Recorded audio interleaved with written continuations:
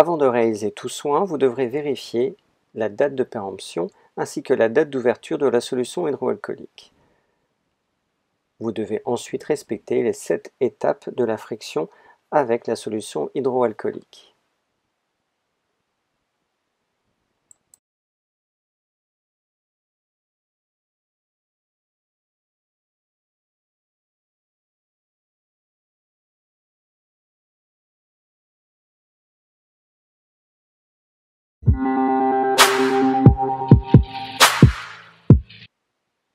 Pour le nettoyage du chariot, vous aurez besoin d'une paire de gants à usage unique, de papier ou de lingettes, ainsi que d'une solution de décontamination de surface haute.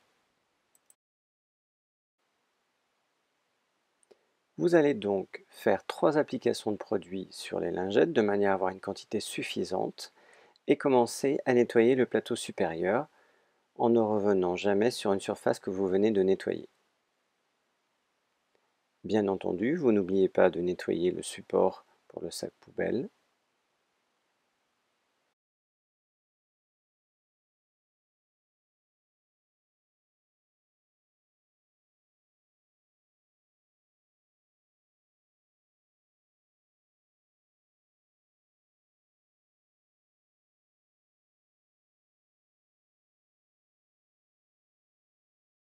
Pour rappel, il est important d'avoir vérifié la date de péremption du produit. Vous allez donc réappliquer une nouvelle fois la solution décontaminante. Pour cette fois, vous attaquez au montant du chariot.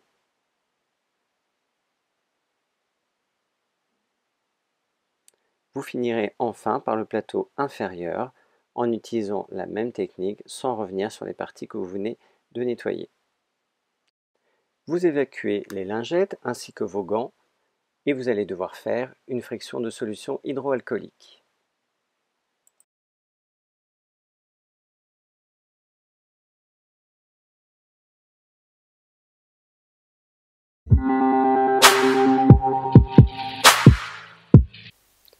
Vous allez avoir besoin, dans un premier temps, d'un collecteur OPCT. Une solution hydroalcoolique, un flacon de bétadine alcoolique dont vous aurez vérifié la date de péremption et la date d'ouverture, un flacon d'alcool, vous aurez respecté les mêmes étapes, 2 paquets de compresses, une seringue Airlock de 10 ml, une ampoule de 10 ml de NaCl à 0,9%, un trocard, un pansement sec stérile respirant, une paire de gants non stériles, un plateau et enfin un sac poubelle pour vos déchets.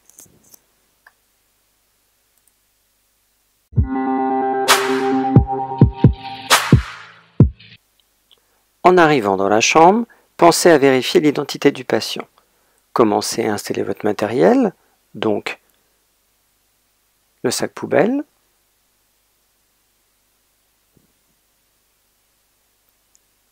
ouvrez le collecteur OPCT et vous pouvez vous faire une friction avec de la solution hydroalcoolique.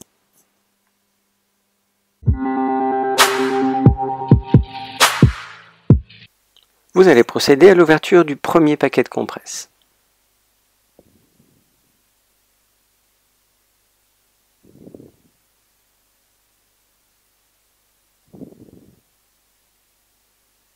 Vous allez l'imbiber avec l'alcool.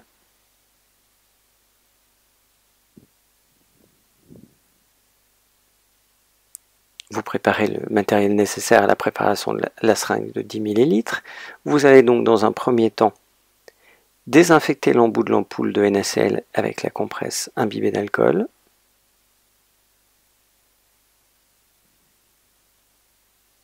Vous allez ensuite préparer le montage seringue-aiguille.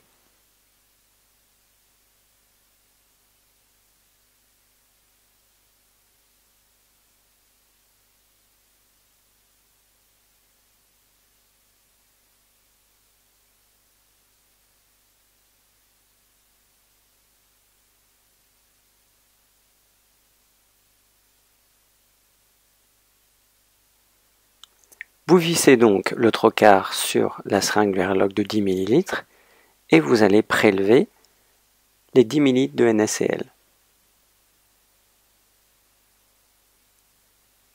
Vous ferez attention à ne pas avoir de bulles d'air dans votre seringue une fois que vous aurez prélevé vos 10 ml.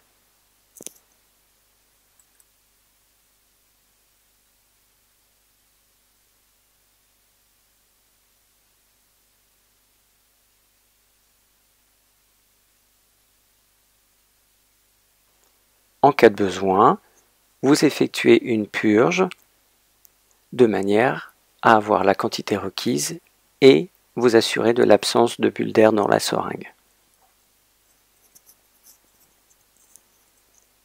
Vous évacuez immédiatement le trocard à l'aide d'une compresse imbibée d'alcool et vous la déposez dans le collecteur qui a été précédemment ouvert. Vous allez ainsi reposer votre seringue préparée dans son emballage en faisant bien attention à ce que le piston ne touche pas le plateau. Vous allez ensuite ouvrir le second paquet de compresses de manière à l'imbiber avec la bétadine alcoolique.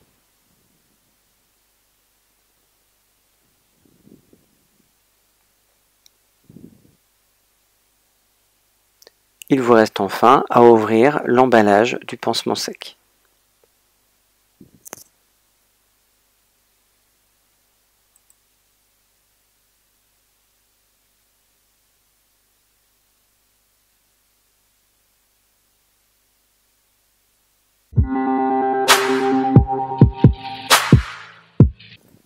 Vous allez dévêtir votre patient pour visualiser la zone où se situe la chambre implantable.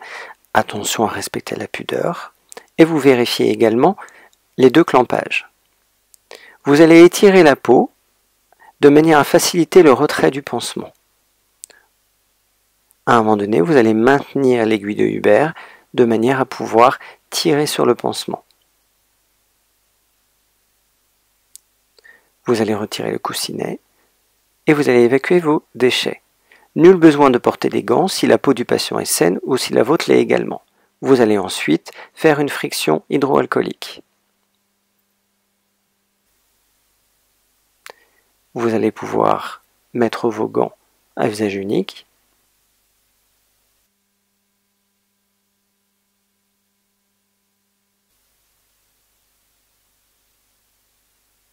Vous êtes maintenant prêt pour intervenir directement sur la chambre implantable.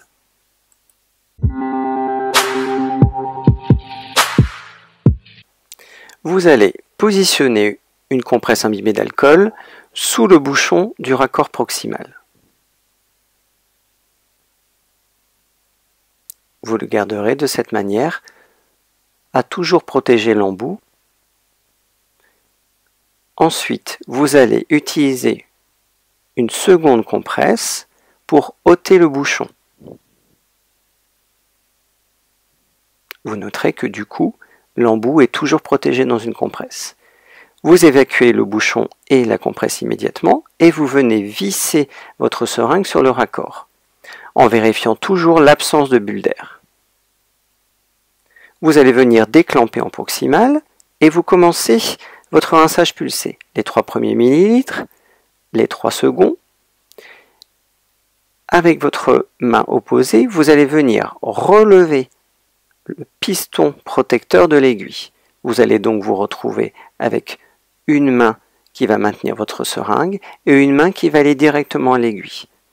Vous allez pousser vos 3 derniers millilitres et avant la fin des 3 millilitres, vous venez relever le piston. L'aiguille étant remontée dans votre piston, votre système est sécurisé, vous pouvez l'évacuer dans le collecteur. Et vous allez maintenant utiliser une compresse imbibée de bétadine alcoolique pour venir faire une désinfection cutanée.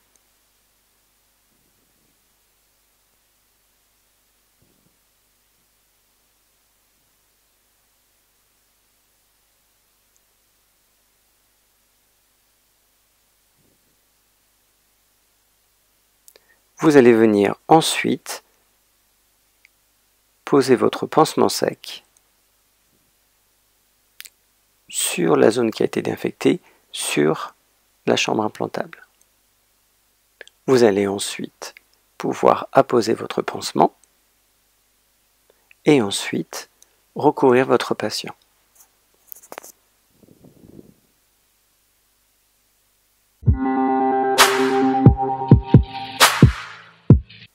Vous allez maintenant pouvoir éliminer vos déchets dans le sac prévu à cet effet, éliminer vos gants, vérifiez bien de bien fermer le sac avant de partir et vous allez pouvoir réaliser une friction de solution hydroalcoolique.